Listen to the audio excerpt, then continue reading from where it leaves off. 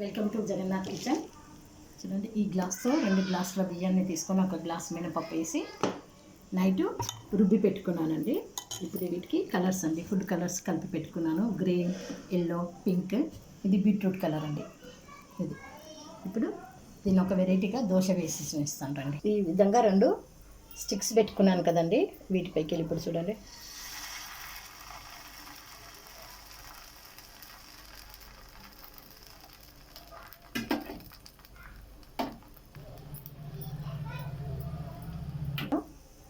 ఇది beetroot colour అండి.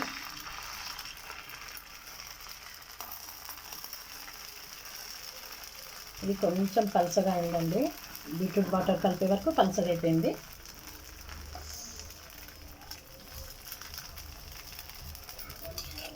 పోషన్ ఈ విధంగా ఇచ్చడండి, ఈ విధంగా తీసేసుకుంటాం ఈ స్టిక్తో. ఇదిగండి,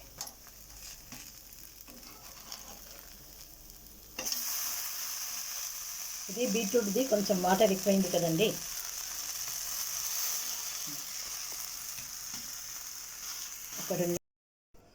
చూడండి, స్టిక్ దోశ రెడీ. చూసారా, పిల్లలు ఈ విధంగా ఎంతో ఇష్టంగా తింటారని నేను అనుకుంటున్నాను. ఒకసారి ట్రై చేసి చూడండి.